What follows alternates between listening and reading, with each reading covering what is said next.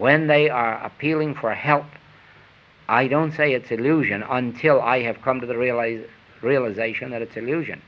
I don't stop my work until I've had a release inside that says, now you can joke about it all you like. Do you see that? I've told the story to some of our students of a case where a lady was convinced that she was dying. And some of you may know that in menopause, ladies often get the feeling they're dying and won't live through till the morning. And this was one of those cases where the lady was just convinced that she couldn't live through till morning, and she insisted on calling her teacher. And her teacher responded and said, if she would like to die, please tell her I will never interfere. And that was the healing, too. But you see what was behind it. It wasn't a wisecrack. It wasn't a joke. Behind it was his realization of the fact that God is individual life. So it isn't possible. There's no way to die. Nobody can die. But if we are ignorant of that, then, of course, we can go through the death process, because we have a glass and a tumbler. If we have a glass and a tumbler, anything can happen to the tumbler. It's only when we have glass as tumbler that we know that all that glass is, tumbler is. Do you see that? And so it is. Well,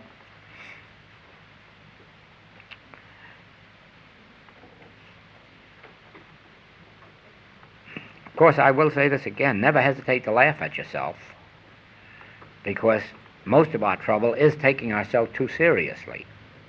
And when we do take ourselves too seriously, then we sit down and we really try to go to town trying to heal ourselves or improve ourselves or become angels. But we can't become angels because we are angels.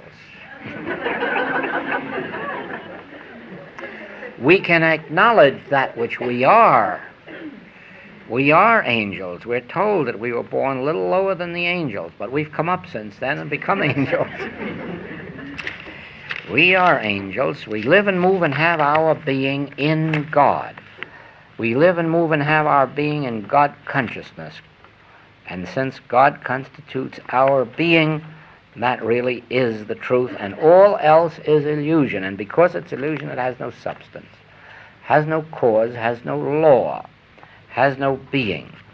And that then makes it illusion. If you were to stop, think now, just close your eyes for a moment. And in your mind, build a house. And just to make it more difficult, make it a good solid brick house with a lot of concrete over it. And then open your eyes and see what happens to your house. Because it was an illusion. It's all gone, concrete and all, brick, everything is gone. Had no existence to begin with, and it has no existence now. Why? It was an illusion. It was just a mental image in thought and never had externalized form. Do you see that? Now it is, we build up a selfhood apart from God, and we call it Mary, Bill, James, Joe, whatnot. And then, having built up that image, we try to improve it or reform it or heal it or enrich it. Whereas, if instead of opening our eyes, we close our eyes and look through, we'd say, why, no, none of that is real, because God never made that kind of a picture. The picture that God made was his own self projected into time and space. His own self. There is only one self, and I am that self, and you are that self, and there is but one self. God projecting himself into time and space. That's us. And then when you see that, you come back to your as and you come back to your is, and now let's meditate.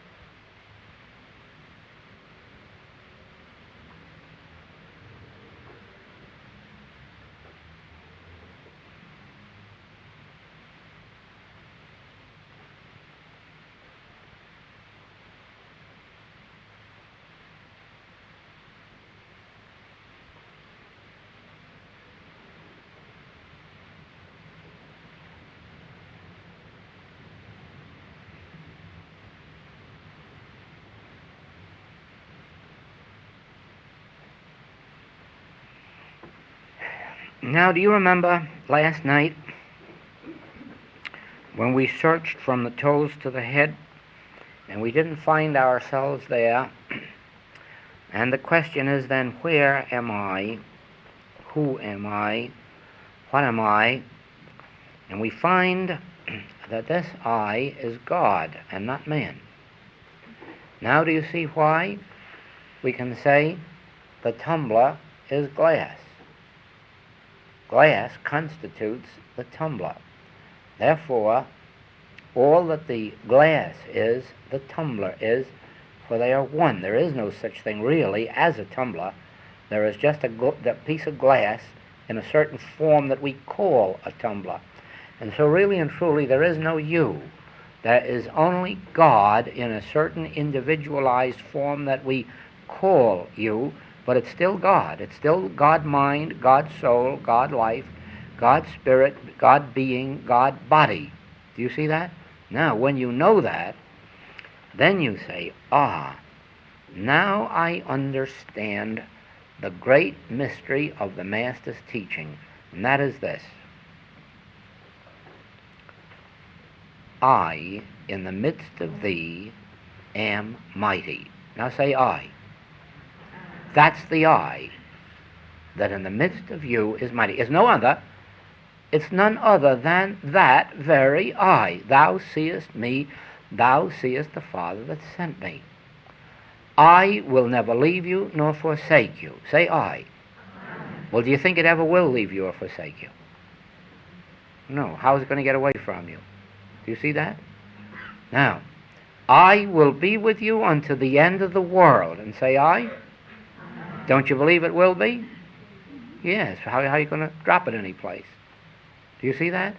Now, that I isn't a finite person. That I is your God being. That is your God self. That is your real self. And as long as you've got that, you can go through the flames without being burned. You can go through the waters without drowning. As long as you have that I. And you know you even have it when you're unconscious.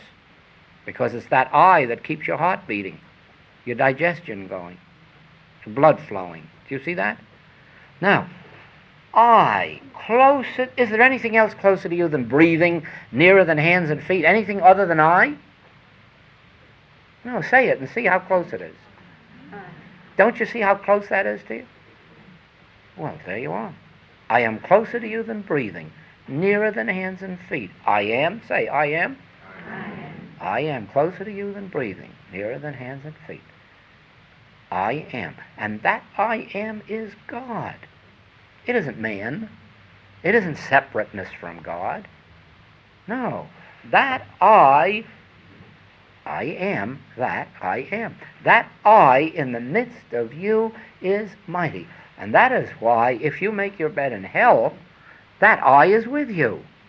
And if you mount up to heaven, that I is with you. And if you go through the valley of the shadow of death, you try to get rid of that I. It will go right through with you. Do you see that? And now remember that that I is your Savior. That I is your salvation. Closer to you than breathing, nearer than hands and feet. And all you have to do as you learn to build this realization, as you walk through your day's work, whether it's housework or whether it's office work or wherever you are, just realizing that I'm going with you. And I am your Savior. I am your Savior. Look unto me and be ye saved. Is there a God beside me, says Isaiah? I know not any. I know not any. I, in the midst of you, am mighty. Do you see that? Well, that's the mystery of the Master's teaching. You have meat that the world knows not of. What is the meat? I. I is the meat, and the wine and the water. And that I will feed you and sustain you. I am the resurrection. Do you remember that? That I is the resurrection. And if you destroy this temple, who will build it up again? I will. Do you see that? That's the power of the I. When in sacredness and in secrecy, you realize that I. When you hear somebody being flippant about that I, or saying, oh, I am God, then you just know they know nothing about it. They're just introducing an egotistical sense, and they're trying to make their humanhood God. They'll never believe anybody like that. But when you hear or read, as you do in the Master's teaching, I will never leave you nor forsake you, as I was with Abraham. Jesus wasn't with Abraham, you know, but I was with Abraham.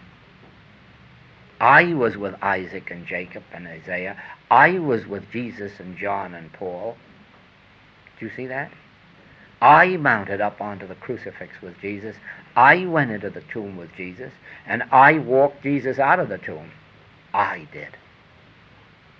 And so, if you never will lose sight of the I of your being, and hold that I as something sacred and something secret, and realize that that I in the midst of you is the only thing in the world that's closer to you than breathing, and nearer than hands and feet, that I in the midst of you is your salvation. That's the only thing that'll go with you into the valley of the shadow of death, or up into heaven, or down into hell. Do you see that? It's the only thing that'll go through waters or go through the flames with you. I will. And there's your salvation, and there's your life. And as you understand that, that's the new creature. Because you thought I was a man. You thought I was the son of Mary. You thought I was a carpenter. No, I is God. Do you see the difference?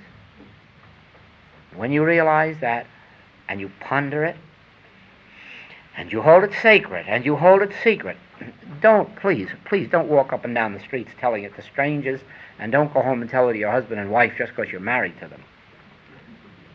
Because that won't make them understand it.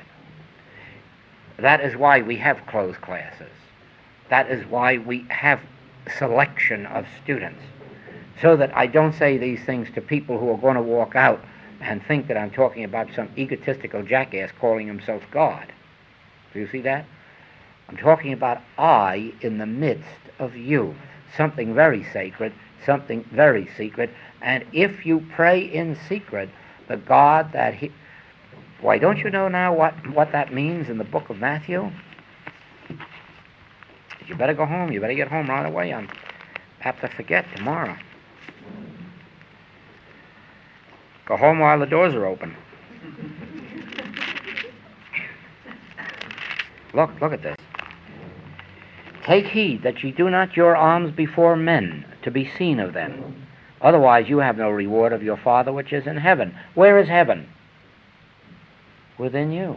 The kingdom of heaven is within you. So therefore it says, take heed that ye do not your alms before men, to be seen of them. Otherwise ye have no reward of your Father which is within you. Now what is your Father? Aye, certainly. Certainly. But when thou doest thine alms, let not thy left hand know what thy right hand doeth, that thine alms may be in secret, and thy Father which seeth in secret himself shall reward thee openly. Now what is there that would know within you that you're doing alms? Anything but I? No, it isn't your heart, liver, or lungs that know it. It's I in the midst of you that knows just what you're doing every single moment. And so it is with prayer. And when thou prayest, thou shalt not be as the hypocrites are, for they love to pray standing in the synagogues and in the corners of the streets, that they may be seen of men.